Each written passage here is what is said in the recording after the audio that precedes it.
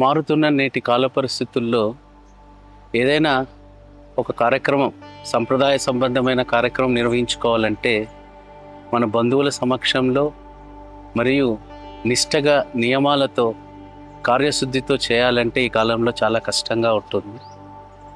మేము ఇవాళ మా అబ్బాయి జిష్ణు సౌరభ్ గారి ఉపనయన కార్యక్రమం నిర్వహించాము.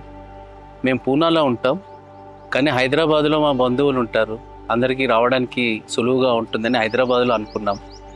ఇది వేడుక కాదు, ఇది ఒక నిష్టగా నియమాలతో చేయవలసిన ఒక సాంప్రదాయ కార్యక్రమం. ఈ కార్యక్రమాన్ని అంతే శ్రద్ధతో అదే విధంగా చేయాలి అంటే ఇప్పుడున్న పరిస్థితుల్లో టైం దొరకడము అంత కష్టం. అటువంటి సమయంలో మాకు కరిషే ఒక అపన్న హస్తంలా మాకు ముందుకొచ్చింది.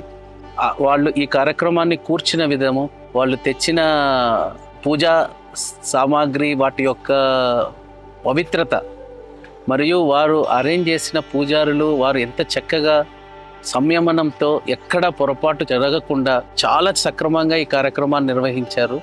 వచ్చిన ప్రతి బంధువు ఈరోజు ఇప్పుడే మా భోజనాలు కూడా పూర్తయినాయి. వచ్చిన ప్రతి బంధువు చాలా సంతోషంగా ఆనందంగా ఫీల్ అయి మమ్మల్ని మెచ్చుకున్నారు. ఈ కాలంలో మీరు ఇంత శ్రద్ధగా చేయగలగడం చాలా గొప్ప విషయం అని. దీనికి ముఖ్య కారణం కరిషే వారి కృషి. నేను వేరే వాళ్ళతో పనులు చేయించుకుంటూ ఉంటాను, కానీ ఒకటి నేను యూనిక్గా అబ్జర్వ్ చేసింది ఏంటంటే కరిషే యొక్క కార్యవర్గ సిబ్బంది మనతో ప్రవర్తించే స్నేహశీలత్వం. అంటే ఎంత సంయమనంగా ఉంటారంటే ఎక్కడా వాళ్లకు కోపం రాదు.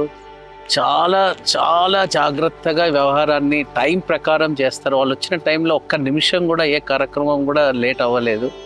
ప్లస్ వాళ్ళు మాకు సప్లై చేసినటువంటి పూజా సామాగ్రిలో ఎక్కడా కూడా ఒక చిన్న పొరపాటు కూడా జరగలేదు. చాలా చక్కగా చేశారు. దీనివల్ల మేము చాలా ప్రశాంతంగా చేసుకోగలిగాము.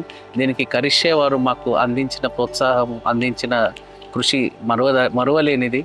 ఎప్పుడు వారితో సహకారంగా ఉంటాము. వారితో కలిసి ఇటువంటి ఎన్నో గొప్ప కార్యక్రమాలు చేయాలని చాలా ఉత్సాహంగా ఉన్నాం. కరిషే వారందరికీ నేను మనస్ఫూర్తిగా అభినందిస్తున్నాను.